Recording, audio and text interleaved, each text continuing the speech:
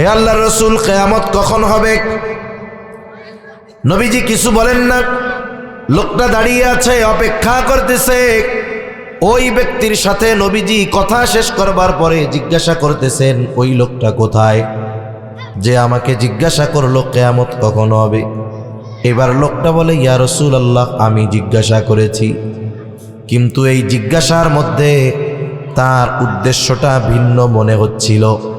এই জন্য নবীজিও তাকে পাল্টা প্রশ্ন করলেন, মা আ'দাত্তা লাহা, তুমি কিয়ামতের জন্য কি পাথেয় সংগ্রহ করছো?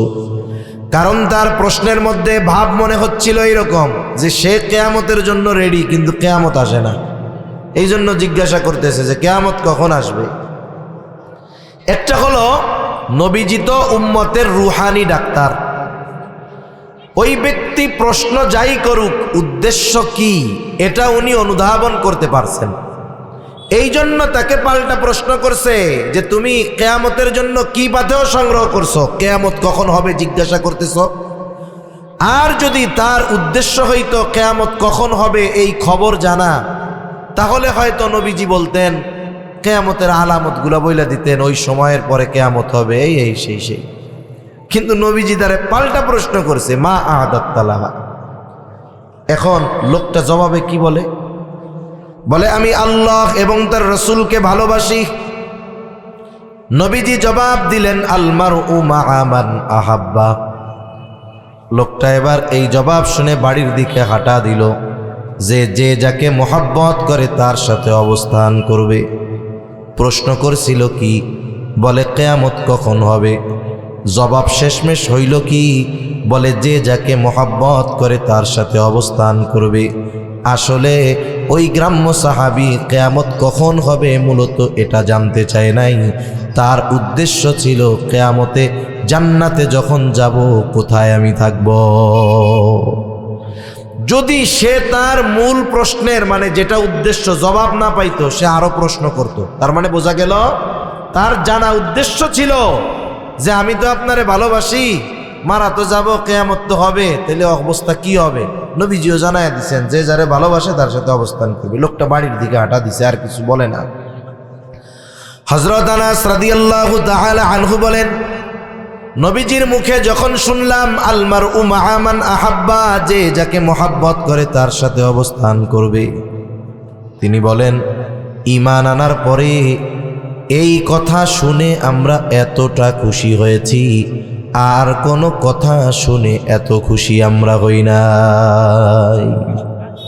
ক্বালা রাসূলুল্লাহ সাল্লাল্লাহু আলাইহি ওয়াসাল্লাম, ইন্না লিল্লাহি মিআতা রাহমাহ আনজালা মিনহা রাহমাতান ওয়াহিদাতান বাইনাল জিন্নি ওয়াল ইনসি ওয়াল বাহাইমি ওয়াল হাওয়াম। আবু হুরায়রা রাদিয়াল্লাহু তাআলা আনহু থেকে বর্ণিত, রাসূলুল্লাহ সাল্লাল্লাহু আলাইহি ওয়াসাল্লাম বলেন, আল্লাহ তাআলার কাছে 100 রহমত রয়েছে, 100 রহমত। কোন মুহাদ্দিস বলেন আল্লাহ তাআলা তার রহমতকে 100 ভাগে ভাগ করেছেন। তার মধ্য থেকে 1 ভাগ রহমত অথবা 100 রহমত থেকে একটা রহমত আল্লাহ তাআলা গোটা সৃষ্টি জগতের সকলের মাঝে বন্টন করে দিয়েছেন। ওই 1 ভাগ থেকে কিছু অংশ আমার আপনার নবী পেয়েছে। ওই 1 ভাগ থেকে গোটা সৃষ্টিকুলের সব সৃষ্টি মায়া দয়া মোহাব্বত ভালোবাসা পেয়েছে। জঙ্গলের হিংস্র প্রাণী তারও কিন্তু তার সন্তানদের জন্য, বাচ্চাদের জন্য মায়া মোহাব্বত ভালোবাসা আছে না নাই? পৃথিবীতে যত মানুষ আছে, যত মানুষ চলে গেছে, কিয়ামত পর্যন্ত যত মানুষ আসবে, সকলকে ওই 1 ভাগের অংশ থেকে আল্লাহ তাআলা দিবেন। আমার আপনার নবীজিও ওই 1 ভাগের একটা অংশ পেয়েছেন। ওই 1 ভাগের কিছু অংশ পেয়ে উম্মতের প্রতি তার কত মায়া, কত দয়া।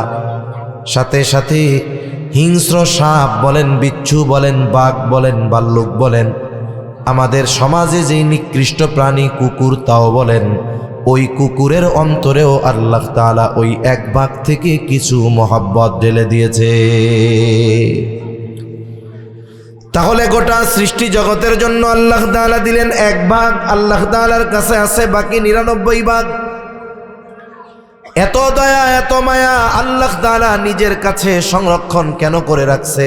নবীজি বলেন, আখরাল্লাহু লাহু 99 রহমা ইয়াগফিরু বিহি ইবাদাহু ইয়াউমাল কিয়ামাহ। আল্লাহ তাআলা কিয়ামতের দিন বাকি 99 ভাগ রহমত দিয়ে মায়া দিয়ে তার গুনাহগার বান্দাদেরকে মাফ করে জান্নাত দিয়ে দিবে। ওই রহমত দ্বারা আল্লাহ তাআলা তার বান্দাদের মাফ করবে। এজন্য আমাদের উচিত হলো যখন আমরা কোনো ভালো কাজের সুযোগ পাবো ছাড়বো না। ভালো কাজ যত ছোট হোক ছাড়বো না, মন্দ কাজ যত ছোট হোক করব না। বলেন, ভালো কাজ যত ছোট হোক ছাড়বো না, ভালো কাজ যত ছোট হোক ছাড়বো না, মন্দ কাজ যত ছোট হোক করব না। কেন? কারণ হলো কিয়ামতের দিন তো আল্লাহ তাআলা মানুষকে দুনিয়ার ছোট ছোট ভালো কাজের জন্য মাফ করে দিবে। প্রসিদ্ধ ঘটনা, কম বেশি আমাদের সবার জানা আছে, এরপরেও একটু আলোচনা করি। রাসূল আকরাম সাল্লাল্লাহু আলাইহি ওয়াসাল্লাম এক দুশ্চরিত্রা নারীর ব্যাপারে বলেন, একজন ব্যভিচারিণী নারী, দুশ্চরিত্রা নারী, প্রচণ্ড গরমের দিন রাস্তা দিয়ে হেঁটে যায়। একটা কুকুর পিপাসায় কুয়ার পাশে পিপাসায় কাতরাচ্ছে। আমাদের দেশে তো খাল বিল নদী নালা আছে, যেখানে সেখানে গিয়ে পানি পান করতে পারে, কিন্তু মরুভূমি, ওই জায়গায় তো নদী নাই, খাল নাই, পুকুর নাই। কিছু কিছু জায়গায় কুয়া আছে, কুয়া পানির কূপ। আবার কুকুরের এই অ্যাবিলিটি নাই, সামর্থ্য নাই, সে কুয়া থেকে পানি তুলে পান করবে। গরমে কুকুরের জিহ্বা বের হয়ে গেছে, কষ্ট হচ্ছে। এই দৃশ্যটা ওই দুশ্চরিত্রা নারী দেখতে পেল, কুকুরের প্রতি একটু মায়া হয়েছে। এইবার সে গিয়ে তার পায়ের মোজাটা খুলে দেখে বালতিও নাই, দড়ির সাথে বেঁধে কুয়ার মধ্যে ছেড়ে দিল। মোজাটা ভিজে গেল, কিছু পানি উঠে আসলো, ওইটাকে চিপড়িয়ে সে কুকুরকে পান করালো। নবীজি বলেন, এই দুশ্চরিত্রা নারীর এইটুকু ভালো কাজ আল্লাহ তাআলার কাছে পছন্দনীয় হয়ে গেছে। এই কারণে আল্লাহ তাআলা কিয়ামতের দিন ওই মহিলাকে মাফ করে দিবে। আবার নবীজি আর একজনের ব্যাপারে বলেন, আর এক মহিলা, সে একটা বিড়ালকে বেঁধে রাখছে, খাইতেও দেয় না, ছেড়েও দেয় না। বাঁধা অবস্থায় বিড়ালটা ক্ষুধার্ত এক সময় মারা গেল। নবীজি বলেন, এই যে মহিলা বিড়ালকে কষ্ট দিয়েছে, খাবার দেয় নাই, মারা গেছে, এই কারণে আল্লাহ তাআলা কিয়ামতের দিন ওই মহিলাকে শাস্তি প্রদান করবে। এজন্য কোনো বিষয় আমরা ছোট মনে করব না, যদি সেটা ভালো কাজ হয়। ওই রকমভাবে কোনো গুনাহকে ছোট মনে করে করব না, সেটা যত ছোট গুনাহ হোক। রাসূলুল্লাহ সাল্লাল্লাহু আলাইহি ওয়াসাল্লাম আয়েশা সিদ্দিকা রাদিয়াল্লাহু তাআলা আনহাকে এই উপদেশ দিয়েছেন, আয়েশা, কোনো ভালো কাজ ছোট মনে করবা না, কোনো গুনার কাজকেও ছোট মনে করবা না। কারণ হতে পারে ওই ছোট ভালো কাজের কারণে আল্লাহ তাআলা মাফ করে দিবে, আবার হতে পারে ওই ছোট মন্দ কাজের কারণে আল্লাহ তাআলা শাস্তি দিবে। এজন্য আল্লাহ তাআলা আমাদের সকলকে সব সময় ছোট বড় সব ধরনের ভালো কাজে শরীক থাকার তৌফিক দান করেন, বলি আমিন। আমি যে আয়াতগুলো আপনাদের খেদমতে তিলাওয়াত করেছি, ওই আয়াতগুলোর আলোকে যদি আমরা আমল করতে পারি, তাহলে আমাদের দুনিয়ার লাভ আছে, আখিরাতের লাভ তো থাকলো। কারণ আমরা তো দুর্বল ইমানের মানুষ, আমরা শুধু দুনিয়ার লাভ আগে তালাশ করি। দুনিয়ায় নগদে নগদে কি পাওয়া যাবে, এটা আমরা সকলে চাই। আচ্ছা বলেন তো, এই দুনিয়াতে আমরা কি কেউ চাই যে আমাদের রিজিক সংকীর্ণতা দেখা দিক? এটা কি আমরা কেউ চাই? সবাই চাই যে আল্লাহ তাআলা আমাদেরকে বরকতময় প্রশস্ত রিজিক দান করেন।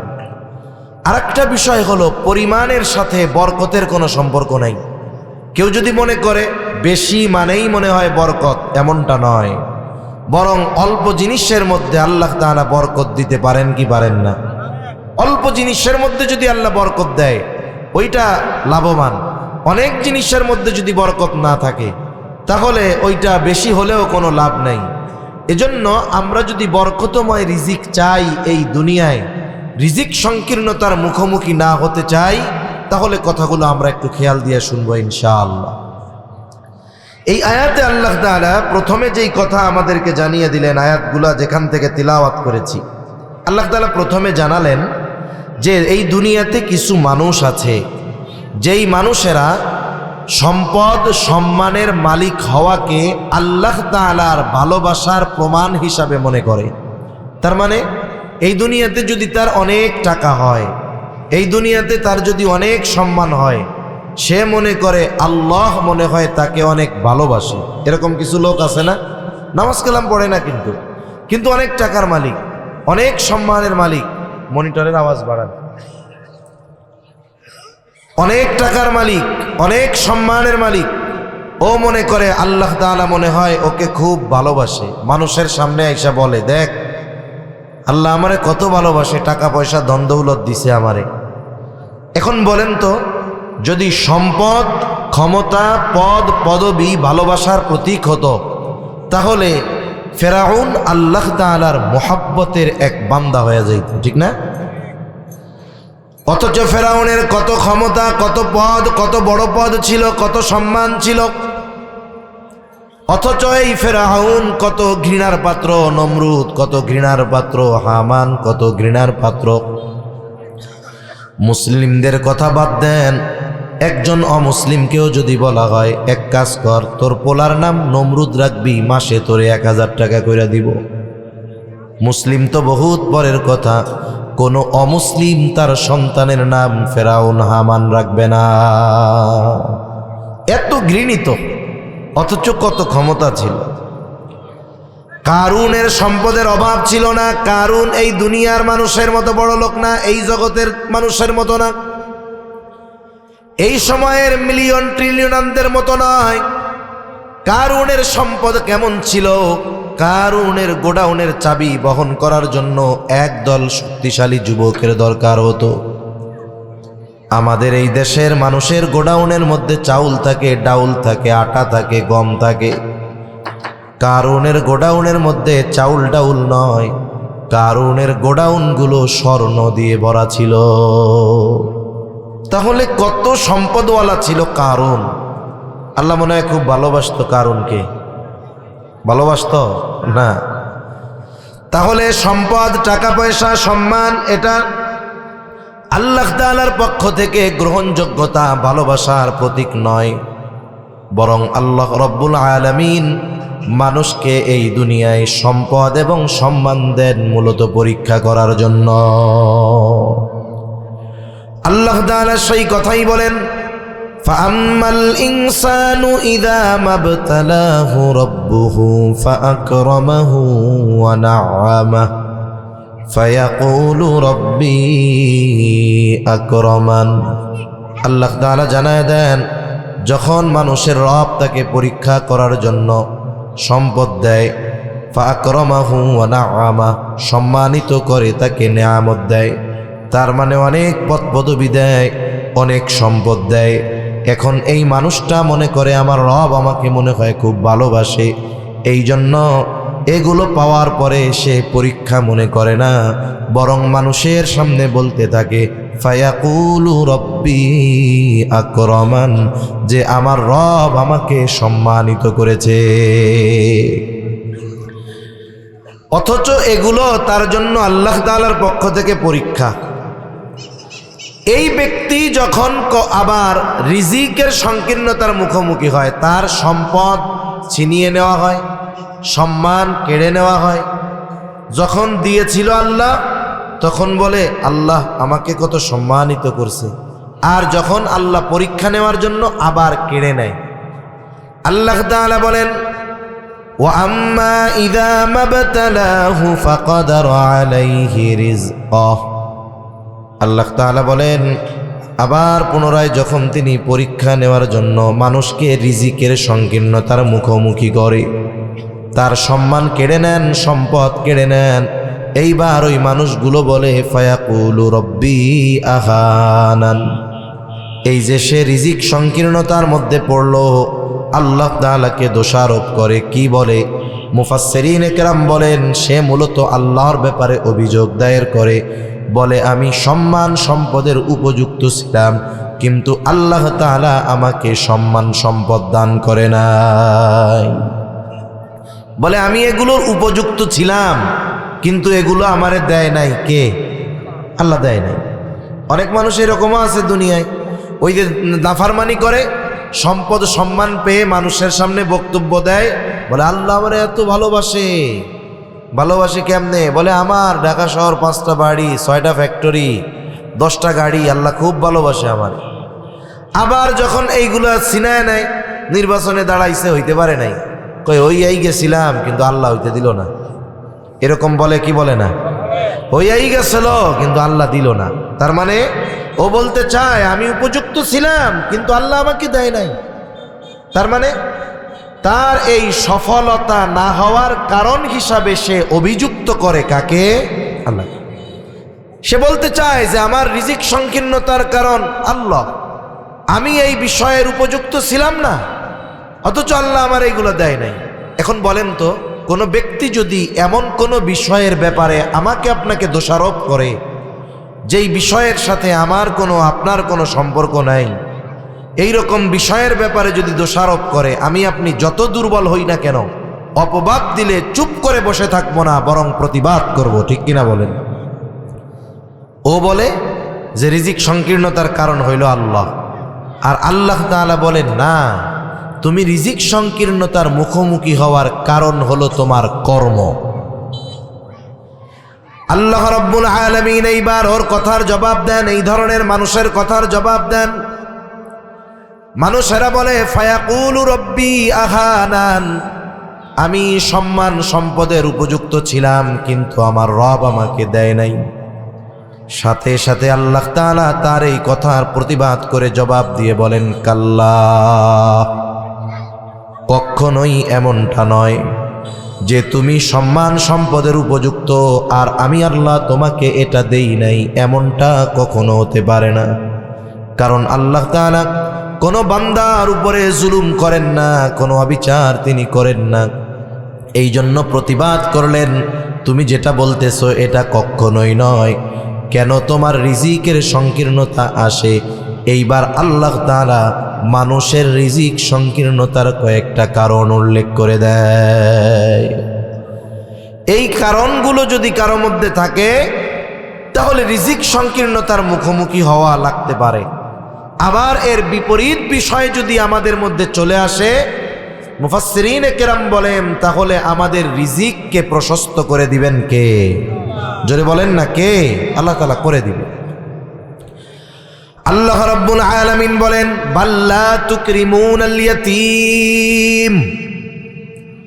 প্রথমে বলেন তোমরা যা বলতেছো এটা কখনোই নয়, তোমরা সম্মানের উপযুক্ত, আমি সম্মান দেই নাই, এমনটা কখনোই নয়। বরং কেন রিজিক সংকীর্ণতার মুখোমুখি হইলাম? এক নম্বর কারণ আল্লাহ তাআলা বলেন লা তুকরিমুনাল ইয়াতীম, যে তোমরা ইয়াতিমকে সম্মান করো না। ইয়াতিম তো ছোট হয়, নাবালক। ইয়াতিমকে সম্মান করো না দ্বারা উদ্দেশ্য কি? যে তোমরা ইয়াতিমের হক আদায় করো না, ইয়াতিমের সাথে সদাচরণ করো না, ভালো ব্যবহার করো না। ইয়াতিমের সাথে সদাচরণ করা এটা ইয়াতিমের হক। প্রত্যেকটা ইয়াতিম আমার আপনার কাছে ভালো ব্যবহার এটা তার হক। সাধারণত ইয়াতিমও দুই শ্রেণীর হয়। এক ধরনের ইয়াতিম, তার বাবা তার জন্য অঢেল সম্পদ রেখে গেছে, টাকা পয়সার মালিক। আর এক ধরনের ইয়াতিম, সে হলো গরিব ইয়াতিম, টাকা পয়সা নাই। ইয়াতিম ধনী হোক আর গরিব হোক, উভয় ইয়াতিমের সাথে সদাচরণ করতে হবে, ভালো ব্যবহার করতে হবে। ধনী ইয়াতিম টাকা পয়সা রেখে গেছে বাবা, কিন্তু ইয়াতিম এর সাথে যদি কেউ খারাপ আচরণ করে, যত টাকা পয়সা তার থাক না কেন, তার হৃদয়ের মধ্যে খারাপ লাগবে। আরে আমার আব্বা যদি বেঁচে থাকতো, আমার আব্বু যদি বেঁচে থাকতো, তাহলে এই মানুষগুলো আমার সাথে খারাপ আচরণ করতো না, তার হৃদয়ে কষ্ট লাগবে।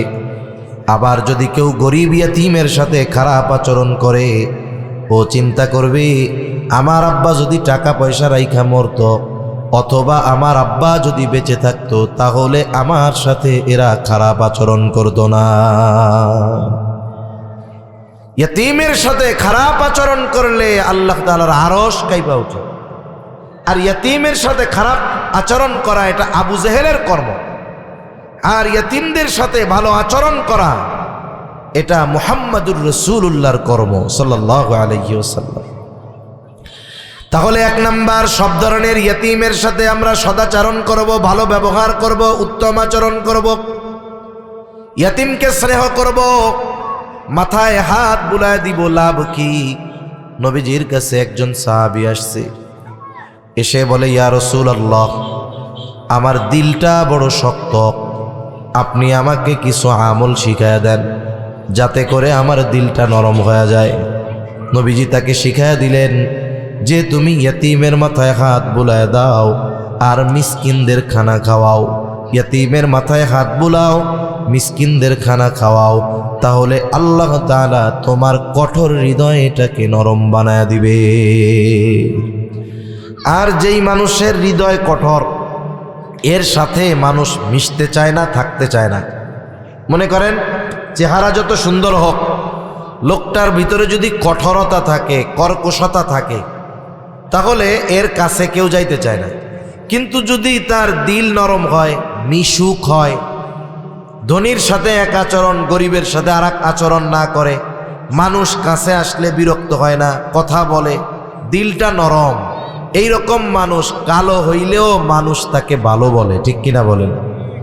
আমার আপনার নবীর দিল নরম ছিল, এই কারণেই তো নবীজির কাছে আশেপাশের সবাই আইসা ভিড়ত, পাশে বসত। এজন্য এই জামানায় আমাদের দিলের কঠোরতা বেশি। দেখেন না, ছোট ছোট কারণে শত্রু বানাইতে দ্বিধাবোধ করে না মানুষ। ছোট ছোট কারণে মানুষ মানুষকে হত্যা করে ফেলতে দ্বিধাবোধ করে না। দুনিয়ার সামান্য একটু ক্ষমতার জন্য, এলাকার ছোটখাটো পদ পদবি, প্রভাব প্রতিপত্তির জন্য একে অপরকে মাথা ফাটিয়ে দিতে, হত্যা করতে পিছু হটে না। ঠিক কিনা বলেন? ওই জামানার মানুষ বলতেছে আমাদের দিল শক্ত হয়ে গেছে, আমল শিখায় দেন।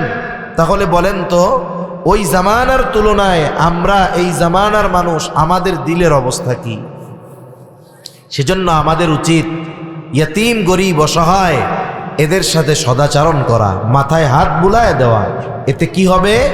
এতে আমার আপনার দিলটা আল্লাহ নরম বানায় দিবে ইনশাআল্লাহ। তাহলে ইয়তীমেরকে সম্মান করা মানে এক নাম্বার ইয়তীমের সাথে ভালো ব্যবহার করা, ভালো আচরণ করা। দুই নাম্বার বিষয়, একজন দরিদ্র ইয়তীম, মনে করেন আপনার প্রতিবেশী হতে পারে, মাদ্রাসার ইয়তীম হতে পারে, যদি আল্লাহ তাআলা সামর্থ্য দেয়, অ্যাবিলিটি দেয়, ইয়তীমের অভিভাবকত্ব গ্রহণ করা। আপনার ছেলে বিদেশে আছে, ভাই বিদেশে আছে, টাকা পয়সার অভাব নেই, আপনার প্রতিবেশী লোকটা অটো চালাইতো, মারা গেছে, ছোট বাচ্চা আছে, আপনি তার দায়িত্বটা নিয়ে নেন। 5 জনের খাবারের সাথে এক মুঠ কইরা উঠাইলেই তো আর একজনের খাবার হয়ে যায়। আপনি একটু তাকে লেখাপড়া শেখান, ইয়তীমের অভিভাবক হয়ে যান। লাভটা কি হবে? নবীজি বলেন, আনা ওয়া কাফিলুল ইয়তীম কাহাতাইনি ফিল জান্নাহ। নবীজি বলেন, আমি আর ইয়তীমের অভিভাবক জান্নাতের মধ্যে পাশাপাশি অবস্থান করব। নবীজি এই কথা বলে 2 আঙ্গুল ইশারা দিয়ে দেখায়া দিলেন, এই 2টা আঙ্গুল যেমন পাশাপাশি অবস্থানরত, নবীজি বলেন আমি আর ইয়তীমের অভিভাবক ওই রকম জান্নাতে পাশাপাশি অবস্থান করব। দুনিয়ায় মানুষ একজন বড় মানুষের সাথে একটু ছবি তুলতে, পাশে থাকতে কত চেষ্টা করে, আশা পোষণ করে। আমি আপনি রসুল আকরাম সাল্লাল্লাহু আলাইহি ওয়াসাল্লামের কাছে থাকার সুযোগ পাইছি, এর চাইতে বড় নেয়ামত আর কিছু হইতে পারে? কোন তো এখন বলতে পারেন, হুজুর একজন ইয়াতিমের খরচ একা চালাবো এটা তো আমার অ্যাবিলিটি নাই। আপনার একজনের পুরা খরচ চালানোর সামর্থ্য নাই। আপনি ওই ইয়াতিমের পোশাক এক বছরে যা লাগে ওইটুকের দায়িত্ব নেন। মনে করেন মাদ্রাসায় গেলেন, ইয়াতিম আছে, হুজুরে বললেন হুজুর আপনার মাদ্রাসার ইয়াতিম ছাত্র যে কোনো একজনের সারা বছরের পোশাক খরচটা আমি দিব, কয় সেটার জামা লাগবে, অথবা আমি তার তেল পানি যা লাগে দিব, ওষুধ যা লাগে দিব, স্যান্ডেল যে কয় জোড়া লাগে দিব। এইভাবে একটা অংশের দায়িত্ব নিয়ে অভিভাবক হন। হাদিসে আসছে, নবীজি বলেন মান বানা লিল্লাহি মাসজিদান বানাল্লাহু লাহু বাইতান ফিল জান্নাহ। নবীজি বলেন মান বানা লিল্লাহি মাসজিদা, যে আল্লাহর সন্তুষ্টির জন্য মসজিদ বানাইলো তার লাভ কি? বলে বানাল্লাহু লাহু বাইতান ফিল জান্নাহ, আল্লাহ তাআলা তার জন্য জান্নাতে ঘর বানাবে। সুবহানাল্লাহ কয় না? এখন বলেন তো এই ফজিলতের আশায় যদি সকলেই একটা কইরা মসজিদ বানায় তাইলে তো ইমামও থাকবো না, মুয়াজ্জিনও নাই, মুসল্লিও নাই, তাই না? ও চিন্তা করছে এত বড় ফায়দা, তাইলে আমি আমার বাড়ি 200 ইট দিয়া ছোট্ট একটা মসজিদ বানাই। সবাই কয় আমিও বানাই। এখন সবাই যদি একটা মসজিদ বানায় তাইলে তো আর ইমামও পাওয়া যাবে না, মুসল্লিও পাওয়া যাবে না, একাই পড়তে হবে। মুহাদ্দিসিনে কেরাম বলেন উদ্দেশ্য হইল যে মসজিদ বানানোর কাজে অংশগ্রহণ করবে যতটুকু সামর্থ্য ততটুকু দিয়ে তার জন্য আল্লাহ জান্নাতে ঘর বানাবে। সুবহানাল্লাহ। তাহলে মসজিদ বানানোর কাজে সামান্য অংশ থাকলেও, শরিক থাকলেও যদি জান্নাতে ঘর পাওয়া যায়, যেই লোকটার পরিপূর্ণ একটা ইয়াতিমের অভিভাবকত্ব নেওয়ার সামর্থ্য নাই, সে যদি ইয়াতিমের একটা বিষয়ের দায়িত্ব নেয়, আশা করা যায় আল্লাহ তাআলা জান্নাতে নবীর সাথে তাকে থাকার সুযোগ করে দিবে ইনশাআল্লাহ। নবীর সাথে জান্নাতে থাকতে পারার সুখবর সাহাবায়ে কেরামের কাছে সবচাইতে বড় আনন্দের ছিল। হযরত আনাস রাদিয়াল্লাহু তাআলা আনহু বলেন একদিন এক গ্রাম্য সাহাবী নবীজির কাছে আসছে। নবীজি আর একজনের সাথে কথা বলতেছে। আদব হলো যখন কেউ কারো সাথে কথা বলে কথার মধ্যে কথা জিজ্ঞাসা না করা। গ্রামের মানুষ সহজ সরল বুঝে না। নবীজি ওই ব্যক্তির সাথে কথা বলতেছে, সে তাড়াহুড়ো করে নবীজির কাছে গিয়া বলে ইয়া রাসূলুল্লাহি মাতাসসা, হে আল্লাহর রাসূল কিয়ামত কখন হবে?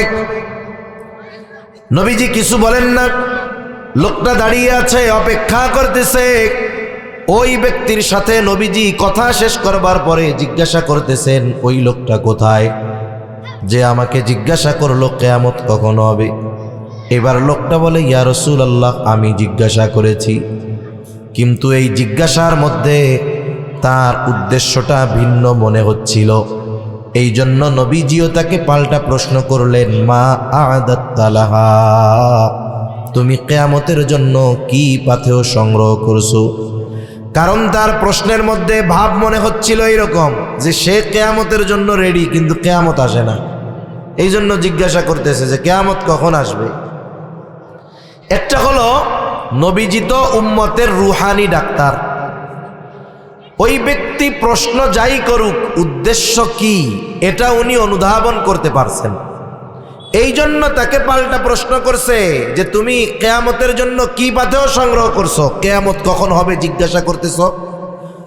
আর যদি তার উদ্দেশ্য হইতো কিয়ামত কখন হবে এই খবর জানা, তাহলে হয়তো নবীজি বলতেন কিয়ামতের আলামতগুলো বইলা দিতেন, ওই সময়ের পরে কিয়ামত হবে এই সেই।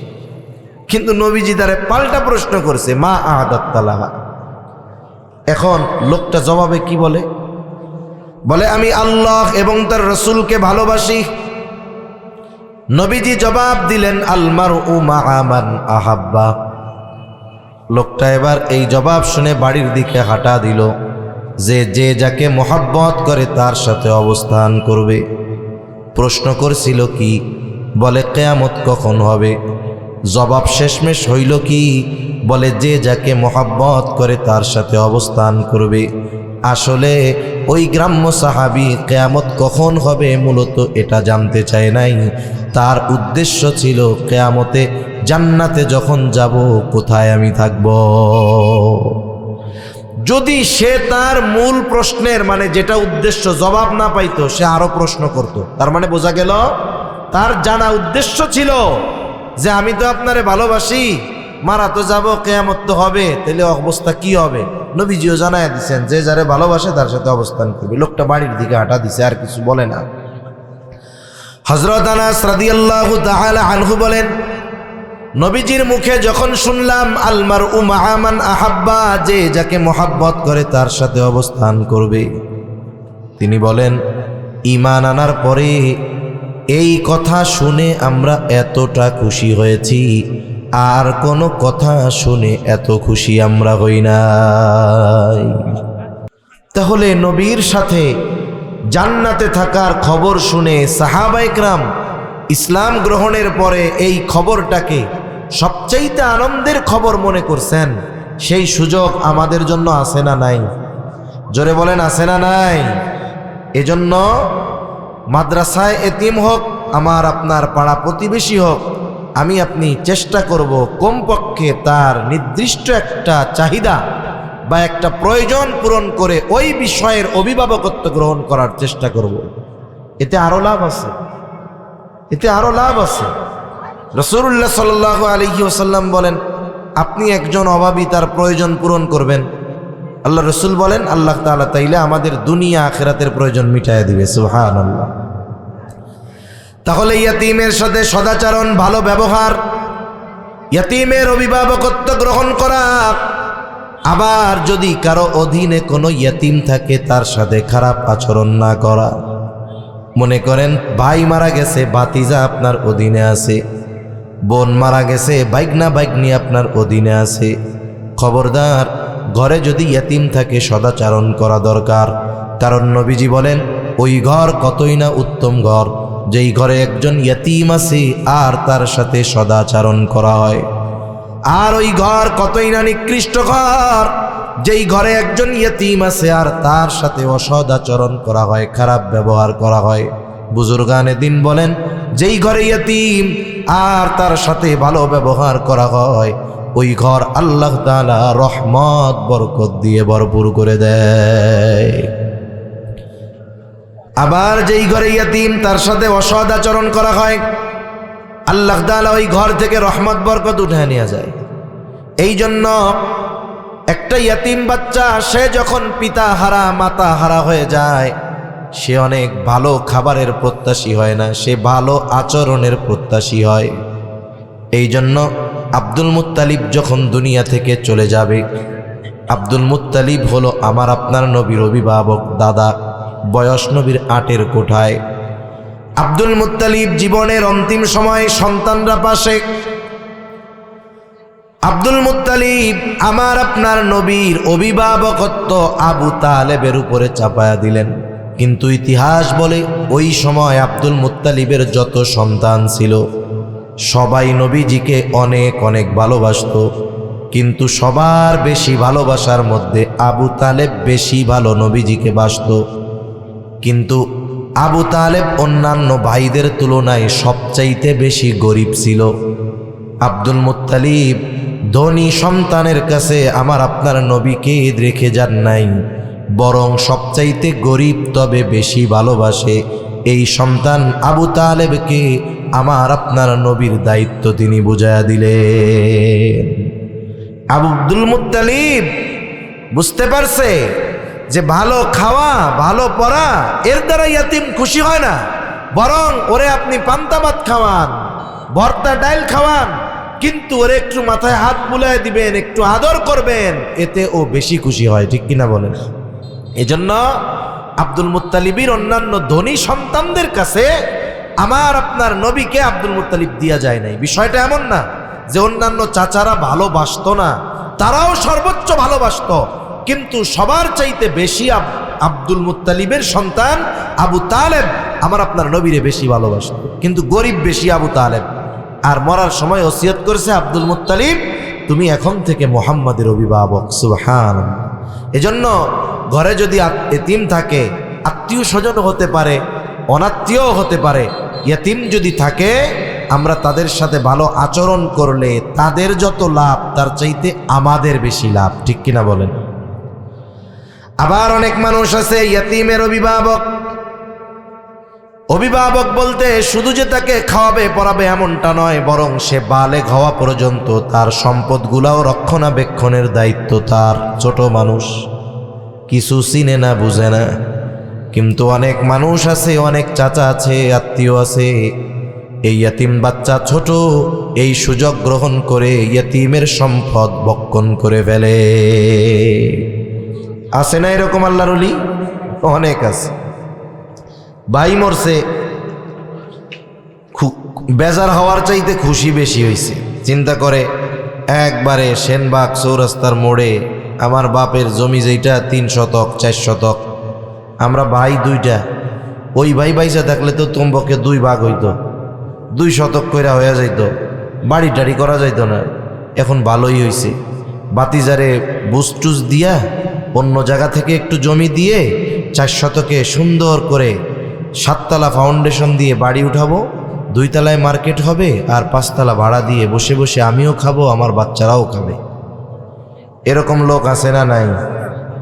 ও চিন্তা করতেছে এই সম্পদ দ্বারা আমার অগ্রগতি উন্নতি হবে। স্বাভাবিকভাবে অন্য মানুষের হক মেরে খাওয়া এটা জঘন্য পাপ, আল্লাহ তাআলা মানা করছে। আল্লাহ বলেন, ওয়ালা তাকুলু আমওয়ালাকুম বাইনাকুম বিল বাতিল, অন্যায়ভাবে তোমরা কারো সম্পদ ভক্ষণ করো না। অনেক সময় আমাদের অঞ্চলগুলোতেও হয়, অনেকে বিভিন্ন সিস্টেমে অন্যের জমির মধ্যে দখল দেয়। এই যে কাজগুলো করে এটা বড় অন্যায়। হাদিসের মধ্যে আসছে, নবীজি বলেন, দুনিয়াতে কেউ যদি অন্যায়ভাবে কারো 1 বিঘত জমিন অন্যায়ভাবে দখল দেয়, কিয়ামতের দিন আল্লাহ রাব্বুল আলামিন তার গলায় 7 তবক জমিন পেঁচায়া দিবে। এজন্য সাধারণভাবে কারো হক আমরা মাইরা খাবো না, সে যে হয় হোক। ইয়াতিমের সম্পদের ব্যাপারে আল্লাহ তাআলা আরো হুঁশিয়ারি করেন। ইয়াতিমের সম্পদকে আল্লাহ তাআলা আগুন বলে অভিহিত করেছেন। আল্লাহ তাআলা বলেন, ইন্নাল্লাযীনা ইয়াকুলুনা আমওয়ালাল ইয়াতামা যুলমান ইন্নামা ইয়াকুলুনা ফি বুতুনিহিম নারা। আল্লাহ রাব্বুল আলামিন বলেন, নিশ্চয়ই যারা অন্যায়ভাবে ইয়াতিমের সম্পদ ভক্ষণ করে, ইন্নামা ইয়াকুলুনা ফি বুতুনিহিম নারা, তারা কেমন যেন আগুন দ্বারা তাদের পেট ভরপুর করে। বলেন তো, আগুনের স্থান জান্নাত নাকি জাহান্নাম? জোরে বলেন না কোথায়? আল্লাহ তাআলাও বলেন, ওয়াসায়াসলাউনা সাঈরা, অচিরেই তার আবাসস্থল হবে জাহান্নাম। এজন্য ইয়াতিমের সম্পদ যদি কারো কাছে থাকে, কেউ যদি ইয়াতিমের অভিভাবক হয়, তার সম্পদ যদি তার কাছে থাকে, খবরদার এই সম্পদ ভক্ষণ করা যাবে না। তাহলে কি হবে? এই সম্পদ ভক্ষণ করার কারণে জাহান্নামে যাওয়া লাগবে। এ বিষয়ে আর লম্বা কথার প্রয়োজন নাই। মূল কথা হলো, আমার আপনার নবী ইয়াতিম ছিলেন। আল্লাহ তাআলা নবীকে ইয়াতিমদের সাথে সদাচরণের নির্দেশ দিয়েছেন। যদিও মনে হয় নবীজিকে দিয়েছে, কিন্তু উদ্দেশ্য কিয়ামত পর্যন্ত সব উম্মত, যে খবরদার, ফাআম্মাল ইয়াতীমা ফালা তাকহার, তোমরা ইয়াতিমকে ধমক দিবা না, তার সাথে খারাপ আচরণ করবা না। কারণ ইয়াতিমের সাথে ধমকের সুরে কথা বলা, এটা ছিল আবু জেহেলের খাসলাত। আবু জেহেল কি করত? আবু জেহেলের খাসলাত আসছে তাফসীরের মধ্যে, যে যখন কোনো সম্পদশালী ব্যক্তি একেবারে জীবনটা সংকটময় অবস্থায় পৌঁছায়া যাইত, এখন তার সম্পদ আছে, নাবালক বাচ্চা আছে, কিন্তু এগুলো দেখার মতো কোনো লোক তার নেই। এই ধরনের লোকের কাছে আবু জেহেল যাইতো, যে বলতো, ভাই রে, তুমি তো মনে হয় বেশি দিন আর বাঁচবা না, বাপসাপ তো ভালো না, তুমি মরার পরে তোমার সম্পদের কি হবে, সন্তানের কি হবে? এগুলো তো মানুষে খাবে, তোমার সন্তান সম্পদ বঞ্চিত হবে। এক কাম করো, সবার সামনে তুমি মারা যাওয়ার পরে তোমার এই সন্তান সম্পদের অভিভাবক হিসাবে আমারে ঘোষণা করে দিয়ে যাও, ওসিয়ত করে দিয়ে যাও। লোকটা চিন্তা করে, কথা তো ঠিক, আবু জেহেল যদি আমার সম্পদ সন্তানের দায়িত্ব নেয়, তাইলে অন্যান্য যে শেষরা বাটপার মাটপার আছে, ওরা তো দ্বারের কাছেও ঘেসবে না, ঠিক কিনা বলেন? এক মুরব্বী কয়, টাকা নিরাপদে রাখতে চাও, সবার সামনে এলাকার সবচাইতে বড় ডাকাতের কাছে টাকাটা জমা রাখবা। সবার সামনে যদি রাখো, দেখবা ও এমন বুজুর্গি দেখাবে, জীবন দিয়ে তোমার সম্পদের হেফাজত করবে, সবার সামনে দিবা। তাহলে ওই লোক চিন্তা করে আবু জেহেলের কাছে যদি রাখা হয়, তাইলে অন্যান্যগুলা তো আর তাকানোরই সাহস পাবে না, দখল তো বহুদূর। এবার সবার সামনে বলতে, আমি মারা যাওয়ার পর আমার সন্তান সম্পদের সব দায়িত্ব আবু জেহেলের। এবার লোক তো মরে গেছে, ছোট বাচ্চাটা, তার সম্পদ আবু জেহেলের কাছে, সে চাইলে ঠিকমতো দেয় তো না। আবার যখন বড় হয়ে গেছে, প্রাপ্তবয়স্ক, এবার বলে আমার সম্পদ আমারে বুঝাইয়া দেন। এইবার কি করত?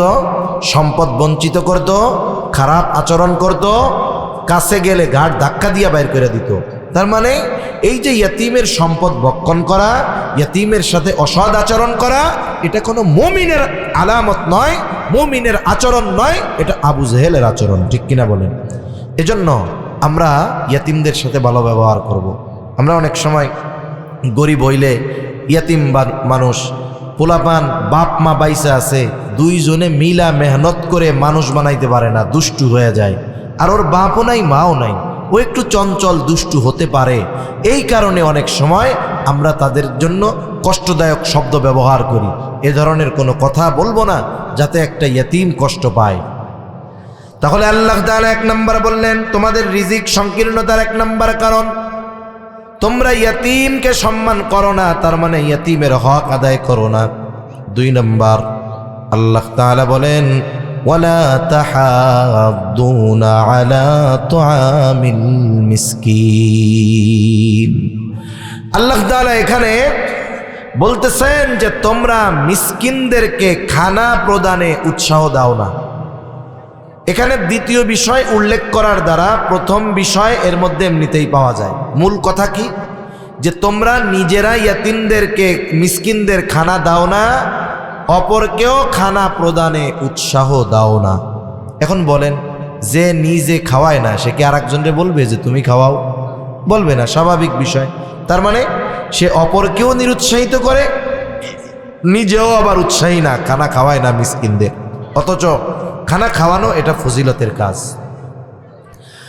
রাসূলুল্লাহ সাল্লাল্লাহু আলাইহি ওয়াসাল্লামের কাছে একজন লোক আসতে, এসে জিজ্ঞাসা করে, আইয়ুল ইসলামি খাইর, ইসলামের মধ্যে সর্বোত্তম আমল কোনটা, কাজ কোনটা? নবীজি উম্মতের রূহানি ডাক্তার।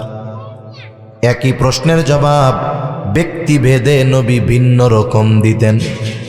এই ব্যক্তির এই প্রশ্নের জবাবে নবীজি বলেন, তুতঈমুত তাআম ওয়া তাকরাউস সালাম আলা মান আরাফতা ওয়া মান লাম তারিফ। নবীজি বলেন, তুমি মানুষকে খানা খাওয়াও আর পরিচিত অপরিচিত সবাইকে সালাম দাও। এখানে খানা খাওয়ানোর কথা নবীজি বলছেন, কোনো স্তর বিন্যাস করেন নাই। এমনটা নবী বলেন নাই গরিবরেই খাওয়াবা, ধনীরে খাওয়াবা না। একজন গরিব অসহায়, সেও যদি আল্লাহ তাআলার সন্তুষ্টির জন্য একজন কোটিপতিকে খানা খাওয়ায়, তাহলে এই খানা খাওয়ানোরও ফজিলত আছে। এখন বলেন, যার খাবার প্রয়োজন নাই, অভুক্ত নয়, তাকে যদি আল্লাহর জন্য খানা খাওয়ানো হয়, সেখানে যদি সওয়াব থাকে, তাহলে যে অভুক্ত, খাবার যার প্রয়োজন, তাকে খাওয়াইলে সওয়াব বেশি না কম? নিঃসন্দেহে বেশি। এর দ্বারা 2টা কাজ হয় সাধারণভাবে। 1 নম্বর কাজ হলো খানা খাওয়ানোর সওয়াব হয়। 2 নম্বর, এই যে তার খাবারটা প্রয়োজন ছিল, প্রয়োজন মেটানো হয়। আর নবীজি সাল্লাল্লাহু আলাইহি ওয়াসাল্লাম বলেন, এক মুসলমান যদি অপর মুসলমানের প্রয়োজন মিটিয়ে দেয়, যে অপর মুসলমানের প্রয়োজন মিটিয়ে দিবে, আল্লাহ রাব্বুল আলামিন দুনিয়া আখিরাতে তার প্রয়োজন মিটায় দেয়। এই যে শীতের আগমন, শীত তো মুমিনের জন্য ইবাদতের বসন্ত। কারণ এই সময় রাত লম্বা, পরিপূর্ণ ঘুম হয়ে যায়, রাত 3টায় 4টায় ঘুম পরিপূর্ণ হয়ে যায়। আবার ফজর শুরু হয় সেই 5টার সময়। ইচ্ছা করলে নামাজি এই সময় তাহাজ্জুদ বেশি পড়তে পারে, অন্যান্য আমল করতে পারে। শীতের সময় দিন ছোট হওয়ায় রোজা রাখতে পারে। আবার এই শীতের আগমন যখন ঘটে, অনেকের আবার কষ্টের কারণ যদি তার শীত বস্ত্র না থাকে। আমরা আমাদের আশেপাশে খুঁজে খুঁজে দেখব কাদের শীতবস্ত্র নাই, আমরা তাদেরকে একটা জ্যাকেট কিনে দিলাম, একটা কম্বল কিনে দিলাম, 500-700 টাকায় ভালো মানের মোটামুটি গরম লাগে, শীত নিবারণ হয় এরকম কম্বল পাওয়া যায়, কিনে দিলে দেখা গেল 2-3 জন পরিবারের মানুষ উপকার হলো। খাওয়ালে যেমন লাভ, বস্ত্র কিনে দিলেও লাভ। হাদিসের মধ্যে আসছে, নবীজি বলেন, কেউ যদি বস্ত্রহীন কোনো মুমিনকে বস্ত্র কিনে দেয়, তাহলে সে ওই যে বস্ত্র পরিধান করাইলো বস্ত্রহীনকে, কি হবে বলে, কিয়ামতের দিন আল্লাহ তাআলা তাকে জান্নাতের সবুজ পোশাক পরিধান করাইয়া দিবে।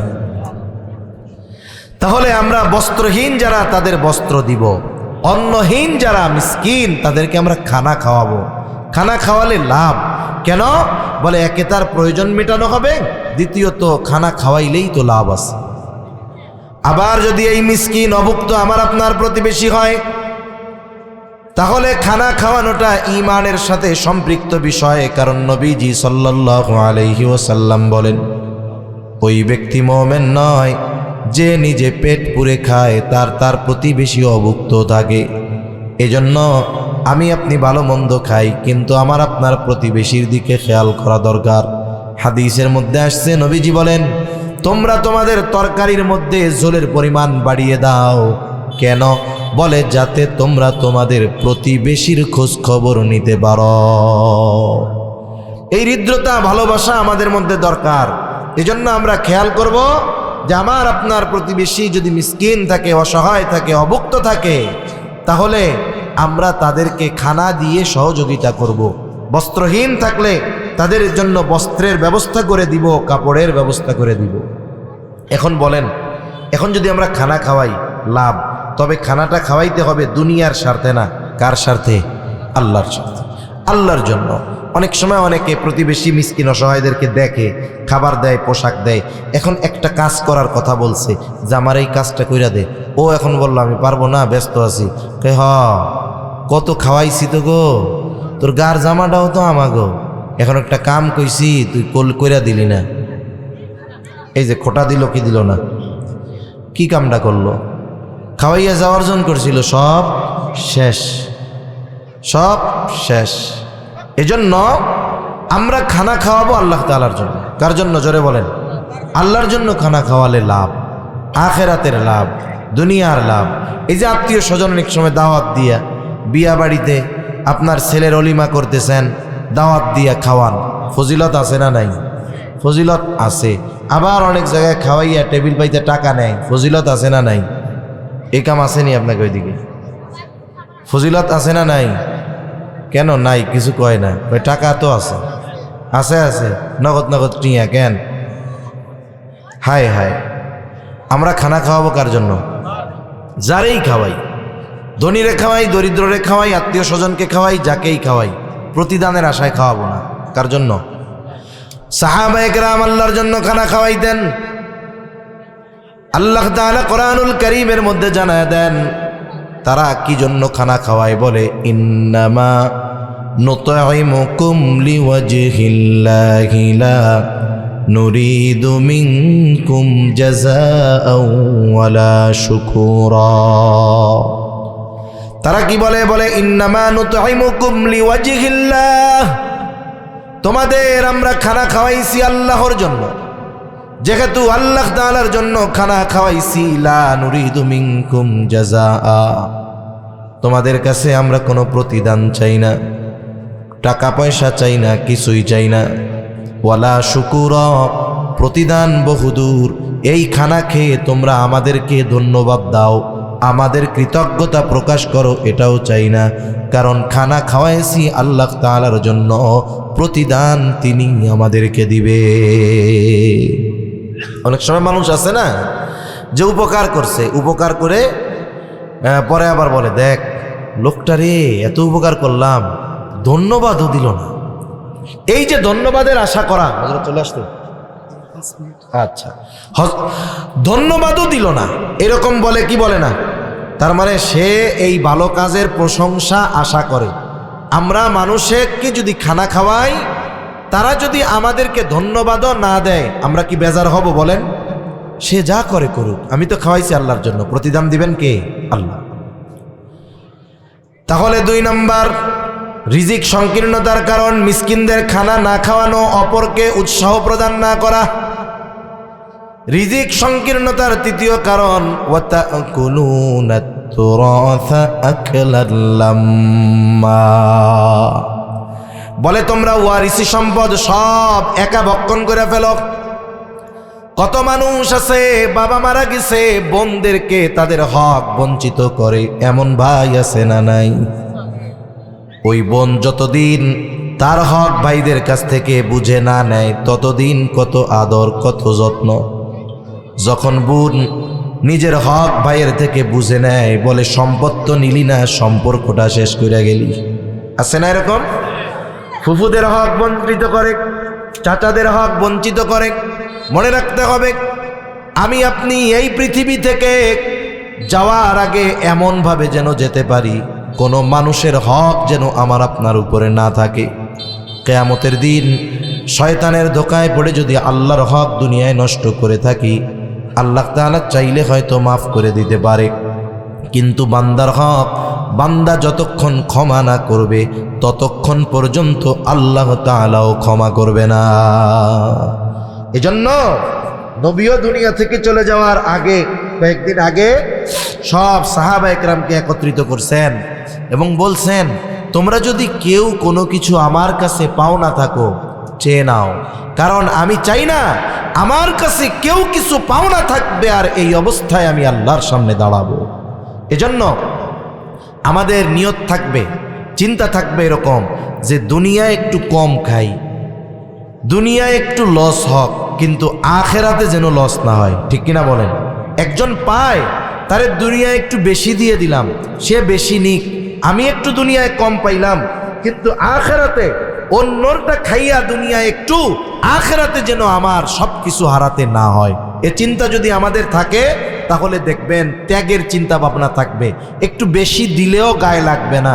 কিন্তু এখন কি হয়, আমরা দেখি গ্রাম অঞ্চলে বিশেষ করে প্রতিবেশীর সাথে প্রতিবেশীর সামান্য 2 ইঞ্চি 3 ইঞ্চি জায়গা নিয়ে ঠেলা ঠেলি, মারামারি, ও কয় আমার, গ্যাঞ্জাম, মামলা হামলা, আছে না নাই? আপনি 2 আঙ্গুল ছেড়া দেন না, দুনিয়ায় ছাড়লেন 2 আঙ্গুল, আশা করা যায় আল্লাহ তাআলা এই ছাড় দেওয়ার কারণে কিয়ামতে বড় বড় বিষয় থেকে আমাকে আপনাকে ছাড় দিবে। ঠিক কিনা বলেন? এজন্য বিশেষ করে ওয়ারিসি সম্পদ প্রকৃত হকদারদেরকে ফিরিয়ে দিব, দিয়ে দিব, ভক্ষণ করব না। ওয়াতুহিব্বুনাল মালা হুব্বান জাম্মা।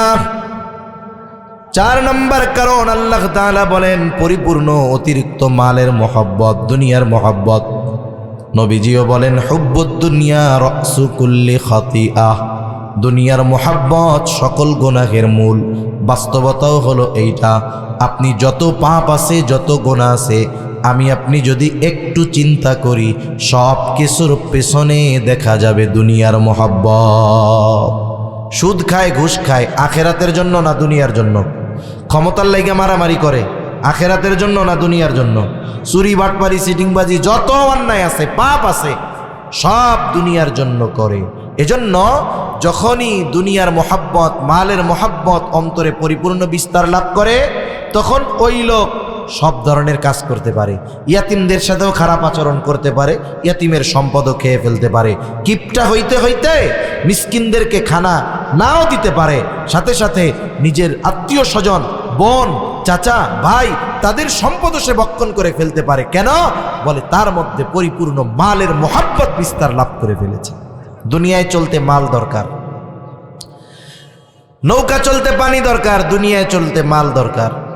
কিন্তু মালদার হন দিনদার মালদার, দিনদার মালদার, দিনকে ঠিক রেখে সম্পদের পাহাড় হয়ে যাক বৈধ পথে, এ সম্পদগুলো ভালো কাজে ব্যয় হোক, কোনো অসুবিধা নেই। কিন্তু মাল উপার্জন করতে গিয়ে যদি দিন বরবাদ করে দেওয়া হয়, তাহলে ওই যে নৌকা চলার জন্য পানি দরকার, ওই পানি যদি নৌকার মধ্যে ঢুকে, নৌকার অবস্থা কি হবে? নৌকা শেষ। মালের মহব্বত যদি ঢুকে যায়, মাল অর্জন করতে গিয়ে যদি দিন ছেড়ে দেওয়া হয়, তাহলে দুনিয়া আখিরাত বরবাদ হয়ে যাবে। তা সম্মানিত উপস্থিতি, যে কথাটা মূলত বলতে চাইলাম, আমরা সকলে চাই যে আমরা এই দুনিয়ায় যেন রিজিকের সংকীর্ণতার মুখোমুখি না হই। আর বরকত এটা পরিমাণের সাথে নির্ধারিত নয়, এটা অন্য জিনিস। অল্প জিনিসের মধ্যে আল্লাহ বরকত দিতে পারে, আবার অনেক জিনিসকে আল্লাহ তাআলা বরকতহীন করতে পারে। এখন আমরা যদি বরকতময় প্রশস্ত রিজিক চাই, তাহলে আমরা ইয়তিমদের সাথে সদাচরণ করব। মিসকিন অসহায়কে যতটুকু পারি খানা খাওয়াবো। কোনো সায়েল যদি আসে, খাবার যদি চায়, তাকে আমি কড়া ভাষায় ফিরিয়ে দিব না। আমি না পারি আমার পাশের বন্ধুকে বলবো, ভাই একটা 5 টাকা দিয়ে রুটি কিনে দাও। আমি উৎসাহ দিলাম, নাই আমার কাছে, উৎসাহ দিলাম, ও কিনে দিল, ও কিনে দিয়ে যেই সওয়াব, আমি শুধু উৎসাহ দিয়ে সেই পরিমাণ সওয়াব। সুবহানাল্লাহ।